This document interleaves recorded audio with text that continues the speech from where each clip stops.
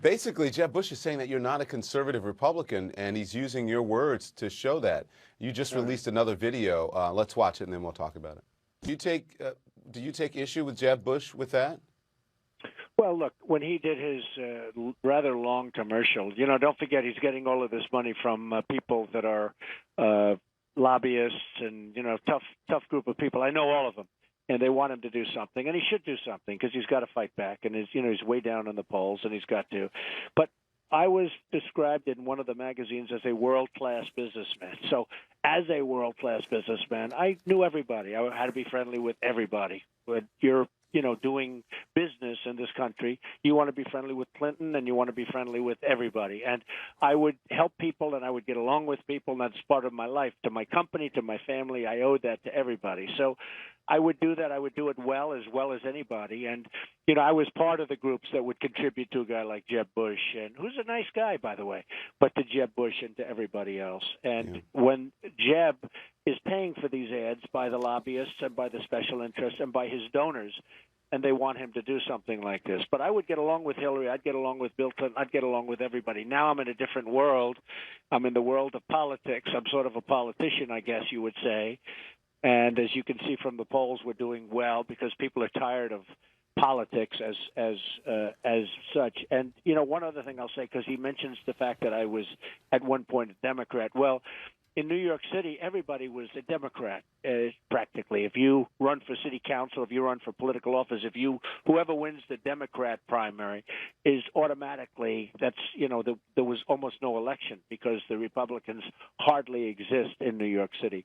Well, that's where I was. If you look at Ronald Reagan, he was a Democrat. He was actually, Don, he was a Democrat with a very liberal, or at least a pretty liberal bent, and he became a Republican with a somewhat conservative, I wouldn't say very, but he was a conservative Republican. But Mr. Trump, that's the first time I've ever heard of you, call yourself a politician, refer to yourself as a politician. And I mean, did you ever consider yourself I hate to do it. But I guess when you're running for office, I hate the term politician as it relates to myself. I've never been. I've only been a politician for 3 months.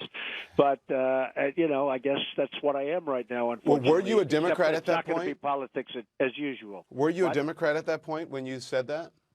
Well, at one point I was a Democrat, and for a period of time, and over the years, as Ronald Reagan changed, I also changed. I became much more conservative. I also became a Republican. So your positions have changed. You have conservative positions now, you believe? Oh, my positions have changed a lot, absolutely, over the years. Okay. As they have with Ronald Reagan done, as they have with many people. I mean, you change, and some people go the other way. They become more liberal, although generally I found people tend to become a little bit more conservative. Okay. But now I am actually a politician, whether I like it or not. Okay, I want to get to those polls, but one quick thing before we get to the polls, because I think the polls are important. One more short excerpt. This is from Jeb's ad, because I want to give you a chance to respond to this as well. Here it is. I lived in New York City and Manhattan all my life, okay? So, The question is that because of the Iowa polls, that you're leading in the polls, right? And there are some polls that are saying that you're tied with Ben Carson. Are you worried that people there might see this as a bit of an insult, that New York is not the same as Iowa? No, I don't mean it as an insult. I think the values of the people in Iowa are incredible, but it is somewhat different when you're living in this huge, metropolis, this huge city. The views have a tendency to be somewhat different. I mean, all you have to do is look at voter profiles. But my relationship with the people of Iowa has been great. Every time I go to Iowa, I have the most incredible receptions. And that goes, in all fairness, New Hampshire, where we had, as you saw, tremendous turnouts, and Iowa have tremendous turnouts, South Carolina. The other day we were in 2 weeks ago, we were in Alabama. We had 30,000 people in a stadium. The turnouts have been absolutely tremendous. And I saw that. I saw that. Honestly, though, when you saw that many people, what did you think? Well, I think it was a great tribute to what we're all saying. We want to make our country great again. These are people that are really wanting to make this country great. They hate to see what's going on, whether it's the horrible deal with Iran, that a baby could negotiate a better deal than that. And I like the idea of a deal, but they should have doubled up the sanctions for another couple of months, and they would have come to the table, and they would have been begging to make a good deal. We don't get our prisoners back. They have 24-day inspections. You know, there's something in the Iran deal that people, I don't think, really understand or know about, and nobody's able to explain it, that if somebody attacks Iran, we have to come to their defense. And I'm saying, does that include Israel?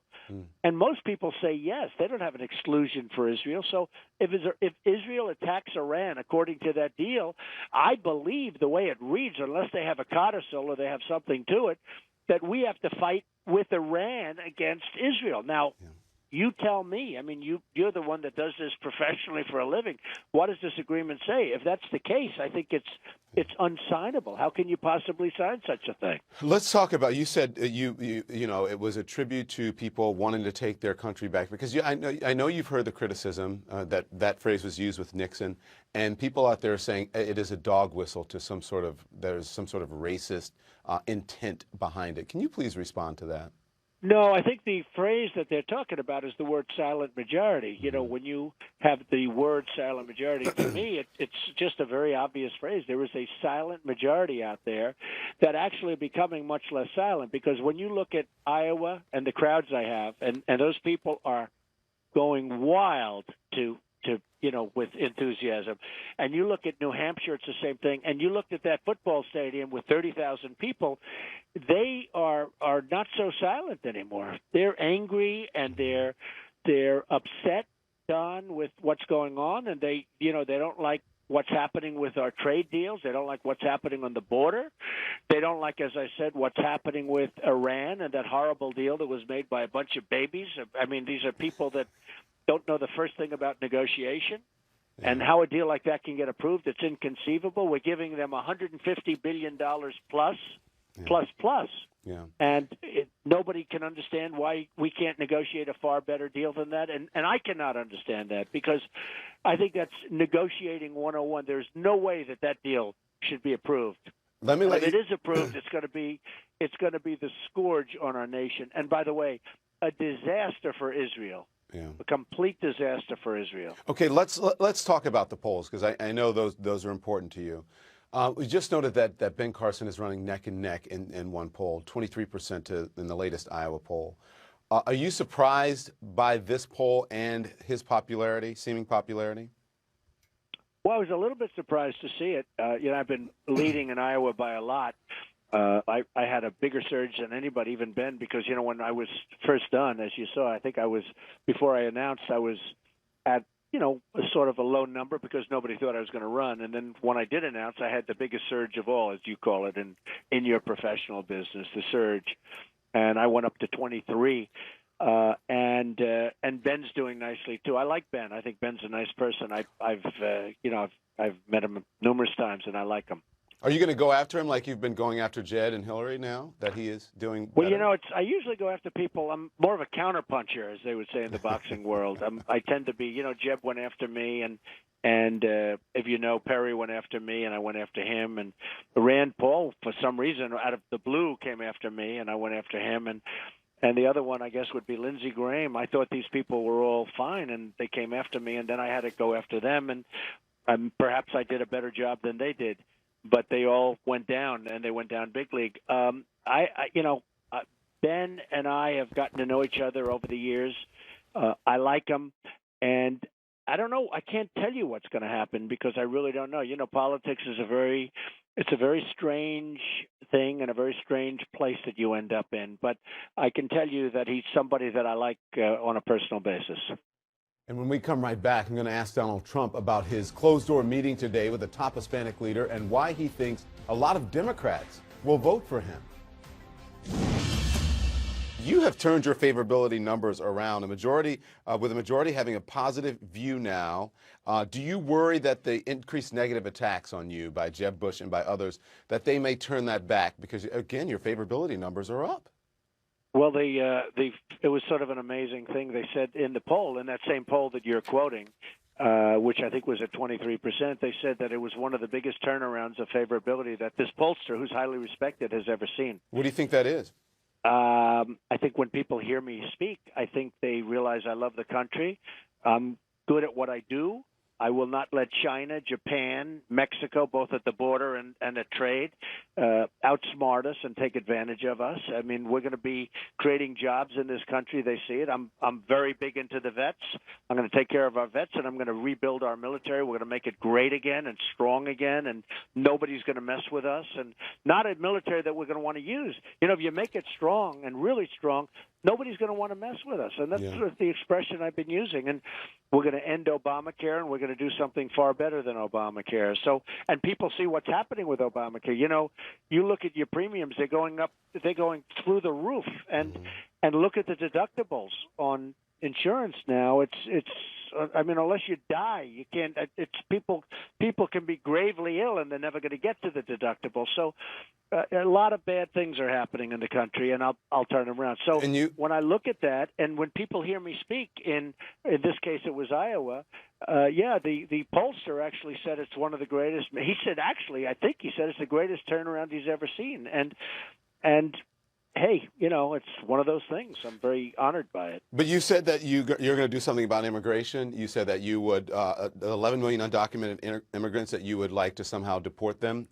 That's one group where your poll numbers have not been so favorable among Hispanics. And I know that you met privately with the head of the Hispanic Chamber of Commerce today. I did. Tell me about that meeting. What did you discuss? Was it tense? Well, he was a terrific person, actually, and we had a very nice meeting. And it worked out. I think, you know, we had a very good understanding. I told him all my life I've had great relationship with the Hispanics, and I've employed tens of thousands over my career, and I have thousands working for me, and they're great people. They're fantastic people, and this has nothing to do with Hispanic. This has to do with stopping illegal immigration. They may come from the Middle East, they may come from lots of other people, but the southern border is totally porous, and you can't have that. If you're going to have a country, you can't have that. And we had a great conversation, and it'll continue. It was really very good. Javier, he came up, and we had a really good conversation. And, you know, in one of the polls that just came out, I don't know if you saw it, but I just won the Hispanic vote in terms of the poll. I won it. Yeah, I have not seen that. That's sitting right in front of you, I guess. And in another one, I just won in Nevada, the Hispanic vote. And I think I'm going to win with Hispanics, and a lot of people sort of smile when they say that, but actually the people that live here, Hispanics that are legal, that came in through the long, hard process, they absolutely have a great feeling about me, and I have a great feeling about them. But it's been a long. It has to be legal immigration, not illegal immigration. But Mr. Trump, it's been a long, I would say a hard slog with Hispanics, because, you know, the comments that you made initially about Mexico sending its that's because I was misquoted by the press. I mean, the press was misquoting me, and you know that, Don, all over the place. And frankly, had I not been in this race, as an example, you wouldn't even be talking right now about illegal immigration. It wasn't something that was high on the agenda. And now they are talking about it big league. Now, you had things happen after I announced and after I brought it to the fore, and one of the things was Kate, who was beautiful Kate, killed in San Francisco. Other people killed. Even the woman 2 weeks ago in California who was 66-year-old veteran who was raped and killed and tortured and everything else by an illegal immigrant, and 66-year-old veteran. And a lot of things have happened, and they see the kind of crime that we're talking about. And I've had people in your profession quietly apologize to me for what happened, because that first 2 weeks for me was not pleasant, Don, frankly. I can only imagine, because, again, you said you were taken out of context, because you said that totally out of context, that Mexico sends the people over. But if you could go back, would you amend those statements? Would you say them more clearly? No, because I think in the end, no, I don't think so, because in the end, I'm now being quoted correctly, and we're talking about illegal immigration. Yeah. And again, if I wasn't in this race, nobody would even be talking about illegal immigration. I like to clear up and the problem. I like to clear up context, and I like to get people to get on the record, because is it true that you joked that you don't need the Hispanic vote as a nominee? If indeed so, how would you win the general election if you're the nominee? No, I never said you don't need the Hispanics. I think I'm going to win the Hispanics. I never said that. I will say this, however. When Mitt Romney ran, there was a tremendous millions of people that are Republicans and conservative Republicans and evangelicals and people that I have a great relationship with. They sat home for some reason, and they did not vote. You know that. And I'm talking about millions of people. And had they gotten up and voted, for Mitt Romney, he would have won the election. Yeah. And people are forgetting about that. Plus, I think me more than anybody else, I'll go across lines. I think I'll have a lot of Democrats. You know, Reagan had Democrats for Reagan. It was a very big group of people and a very big bloc. I think the I will Reagan have a lot Democrats, of Democrats for Trump. I think I will have a lot of Democrats voting for me, far more than any Republican for the last long period of time. Oh. I will say this, and I will say this, very strongly. The Republican conservatives were not energized in the last election. Had they been energized and had they voted, you would have seen victory for Mitt Romney. And there's lots more to come when it comes to Donald Trump here. Up next, he tells me who he wants to tax, how he will take on China, and if he's changed his mind on campaign fundraisers.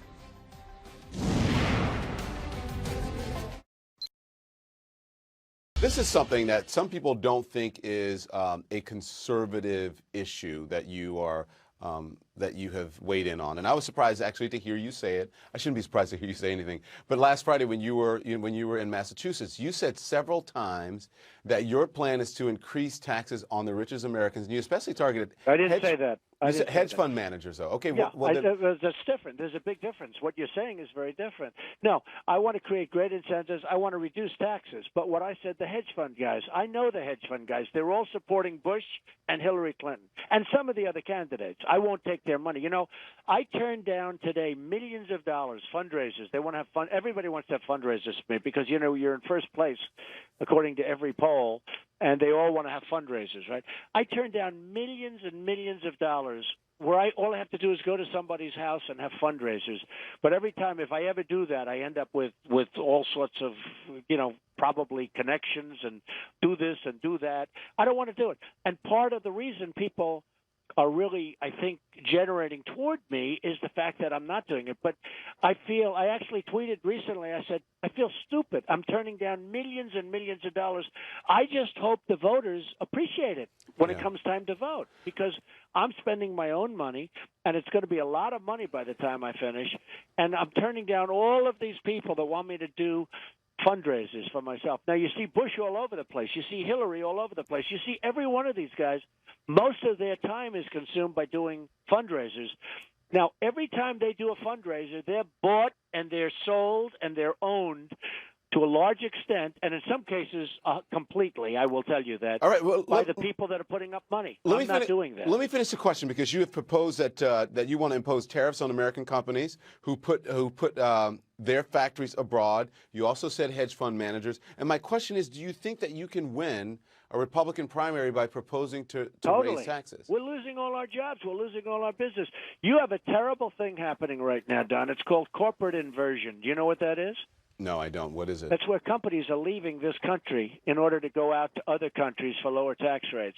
Where companies we have $2.5 trillion at least out, where companies have the money out. I have some of it out.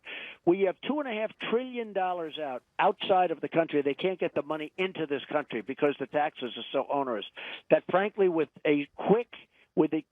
some quick movement and thinking, we could get that money coming into this country, and they'd spend the money in this country. And what they're doing is they're buying small companies, and they're leaving the United States in order to save on taxes and in order to get money that they have sitting out there. It's called corporate inversion, and you should take a look at it, because to me it's a very big thing. It used to be where a company would leave New York for Florida, or they'd leave New Jersey for Texas, or they'd leave another state for another state, right? State to state, it's called. Now companies are leaving the United States for another country. Okay. And they're going to Ireland, and they're going to other countries where the tax rates are low. And we're losing tremendous companies, and we're losing tremendous number of jobs. And it's a huge problem. I will be able to solve that problem. You don't have anybody else running that knows what. They don't even know what it is. But again, you think that you can win a Republican primary by proposing to raise taxes? I'm not proposing to raise taxes. I'm lowering taxes on the middle class and the upper middle class and the moderately wealthy. I'll be lowering taxes. The middle class is getting clobbered. So that's what. But isn't that raising taxess on the wealthiest of Americans? That's not raising Hey, taxes? Don, let me explain. You reported it incorrectly. I said these hedge fund guys are making hundreds of millions of dollars and they're not paying tax, and they're paying very little tax. And if you're somebody that's making $50,000 and $60,000 and $70,000, number one, your returns are so complicated. You have to go to H&R Block or somebody who I want to put out of business, because we have to simplify the tax code. We have to lower taxes, but we have to lower taxes on the middle class because we're losing our middle class. Yeah. They're getting wiped out. Okay, let's as I am interviewing you now, I just got an alert that says stocks start September with a nosedive as the Dow closes nearly 470 points. The market took a tumble again today. More concerns about China, of a slowdown there. Attacking China is a big part of your campaign message, and I've been calling this for a long time. I'm telling you, it's a big bubble. But they've dismissed your attacks as, quote, disturbances. Are you surprised by that? I don't know what you mean. What I'm saying is a disturbance? That's what they said, disturbance. Not a disturbance. I get along great with China. China loves me. I have the biggest banks in the world in my buildings. I mean, they're from China. I do business with China. China knows I know what I'm talking about. Look, China has taken advantage of the United States to a point that you cannot understand. China, it's one of the great thefts in the history of this world, what China has done to they've drained our jobs, they've drained our money, because their politicians are much smarter than our politicians. I will change that around. We will take back jobs, and we will do just fine, and we'll actually have a better. China doesn't even like us. We don't even have a good relationship with China, and they've taken our money, our jobs, our base. They've taken so much from us, and they don't even like us. They don't even respect us. We will turn that around, and you know what? They'll like us better than they do now. What would you do? Believe. And not only China, there are many other countries. How would you calm the markets now and keep the economy growing right now? Well, right now, what you have to do is you need better trade deals, because the trade deals are just absolutely just ripping us left and right. And part of the reason you've seen this tremendous, these tremendous swings in the stock market is because we are just getting hammered by other countries. We're so intricately woven to China and other places that when they have problems, they're going to take us down. And I've been saying this. I believe in free trade. But, Don, we don't have free trade. You need smart people to have free trade. I love the idea of free trade, but it's free trade with us. But when we go to China and we go to Japan, look at the cars that Japan is selling us. We give them practically nothing by comparison. We sell them beef, and they don't want it. I mean, you always read where they're having big protests, farmers over there. They don't want our beef, and they don't want what we sell them, which is all perishable stuff. They sell us millions of cars, and they come pouring out in these massive ships. It has to be fair, Don. Our country is losing its jobs. It's losing its base. It's losing its money. And then on top of everything else, Don, we owe China $1.4 trillion. Think of it. They make a fortune with, and we owe them money. We owe Japan $1.4 trillion. It's the same exact amount. We owe them each $1.4 trillion. With all of the stuff that they do, we owe them money. So I want to ask you. I want to ask. Magic act. I want to ask you about, because as I sat and watched last week, and I interviewed the gentleman who owns the car dealerships, who held the fundraiser for you. Now, you said you don't want to be beholden to any donors. Was it a fundraiser? No, wasn't it a fundraiser? No, Are you accepting donations? Let me explain to you what it was. He's a very good guy. He's up in that area in Massachusetts. He wanted to do something for me, and somebody put out a sign, make a contribution toward the cost. By the way, they had 2,000 people. They were serving roast beef and everything else, and somebody put out a sign to defer costs for, I thought it was for him because I assumed he was paying for it. I don't know. What do I know? I'm not involved in that. But they had a thing to defer some costs. The costs were far greater than the money they took in, far greater. Yeah. But that was just to defer some costs. I'm not even going to do it anymore. From now on, I'm going to pay for it. You're talking about peanuts. They're talking about nothing. And now, most of the people came in for free. They had a choice of coming in for free or making a contribution. And the contribution was only to defer some of the costs for him, because I didn't think it was fair for him to pay when I heard he was paying. He's a good guy, a very good guy. And that's all that was. So you're not holding any more fundraisers? You're not no, I'm hold not going to do it anymore because it's too complicated. People don't understand what it represents. I mean, if you do something to defer costs, you end up with a story on CNN, because CNN was the one that covered that, frankly. And they actually covered it very incorrectly, but these are minor details. So even though the sign said, it gets to be, hey Don, it gets to be too complicated because people don't know the difference between making a contribution to defer a cost. I'm just going to pay for the whole thing myself because it's you get stories that are false stories, and yet I can understand how they can be written. okay, Frankly. all right, so no more fundraisers throughout this campaign. No, I'm not going to do it. You're not going to do it. I have to say this. With all of that being said, many people have formed PACs. I think there's 5 or 6 PACs. I have nothing to do with them. Okay. I can't help. I saw 2 guys being interviewed, I think on your network. They were being interviewed. They formed a PAC having to do some PAC that they named, and they said it's for Trump because we love Trump. I never met him. I may never meet them in the future. Okay. I can't help if somebody forms a PAC, if they want to go out and do some advertising or do something. I have nothing to do with that. I'm not putting money into it. I have nothing to do with it. Okay. But that's the crazy law that we have now. If somebody wants to form a PAC because they love Donald Trump and they think it's important that I get in because I'm going to make the country rich again and make the country great again, I can't help that. So there may be PACs formed. I think there's 5 or 6 PACs already that are formed.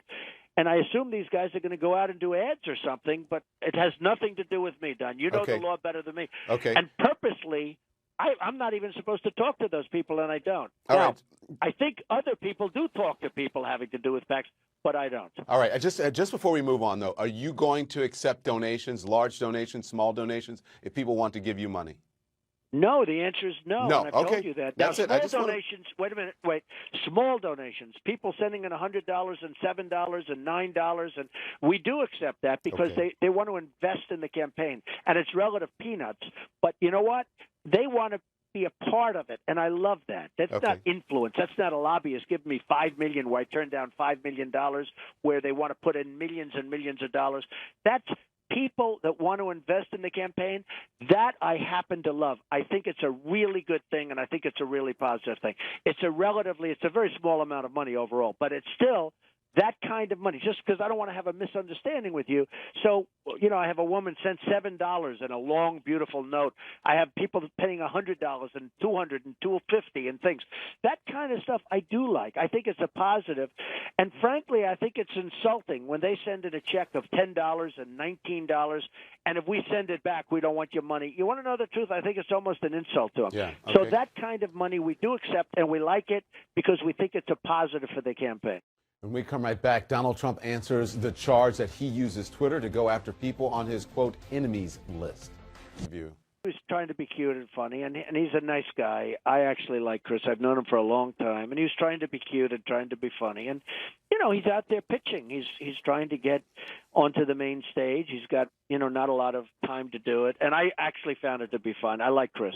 Yeah. I always have. Okay, here's what I want to ask you, because you said earlier in the interview, you said, I tweeted something out the other day, and I just want to ask you let me read this, and then I'll ask you the question. This is USA Today. There's an op-ed calling out you, quote, as unpresidential. We'll put the quote up. I don't want to read the whole thing, but it says, are American voters really looking for a president who spends his evening sending out nasty and petty tweets about journalists rather than, say, working his way on how to defeat the Islamic State? And then it goes on. There's a longer statement, but do you ever think, like, when you're about to tweet, like, maybe I shouldn't say that, or is there someone there who says, Mr. Trump, take your hands off the keys, don't do that? No, not too often. I mean, look, I'll tweet and I have fun with it, and my people.